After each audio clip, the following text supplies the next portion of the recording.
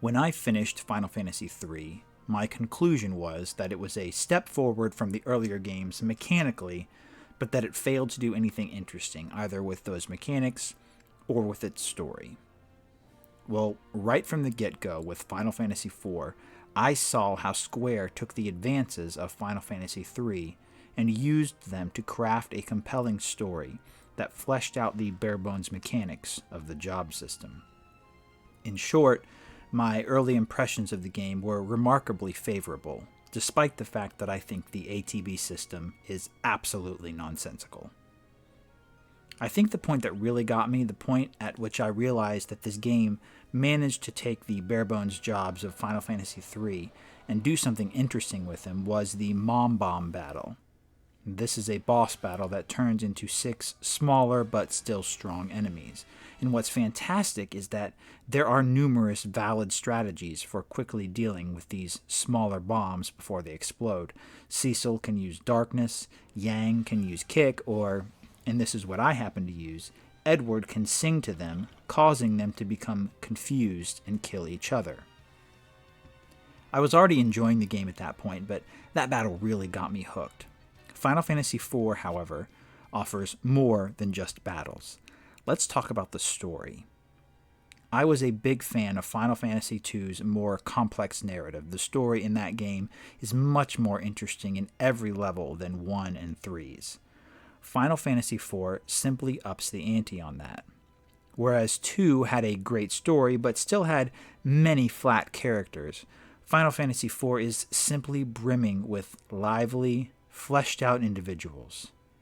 Central to these is Cecil, who starts the game as a Dark Knight going around committing war crimes on behalf of the Kingdom of Baron. Right off the bat, then, we have a storyline that's already light years ahead of anything in 1 or 3. There's no exploration of the identities of job wielders in those games, after all. In 3, you could have a warrior turn into a knight, turn into a ninja, for no narrative reason whatsoever. But here there is an explanation, a look at what it means to take on one of these jobs as a role. Cecil is a Dark Knight. The game explores what that means, what that darkness means for him and those around him, what living with that darkness does to a person over time. And it's not just Cecil. Nearly every character in Final Fantasy IV has some sort of growth arc, some sort of motive for their actions that is more substantial than the generic, "I'm a hero out to save the world."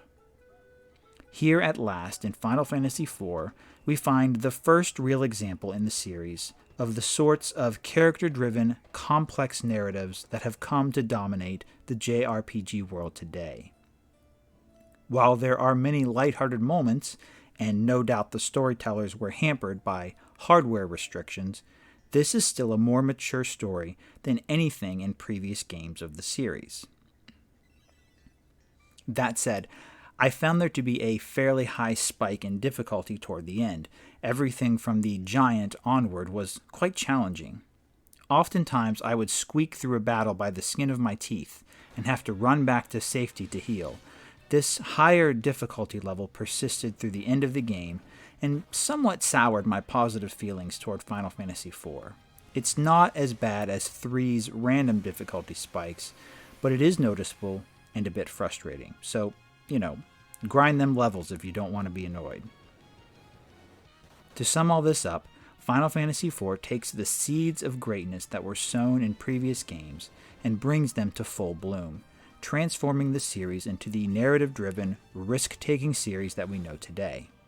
A rich, complex narrative combined with skillful world-building and series staples like Chocobos is joined by the addition of optional super bosses like Bahamut.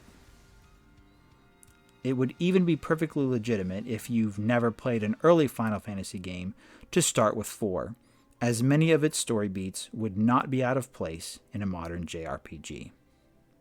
Thanks for watching. I'll see you next time.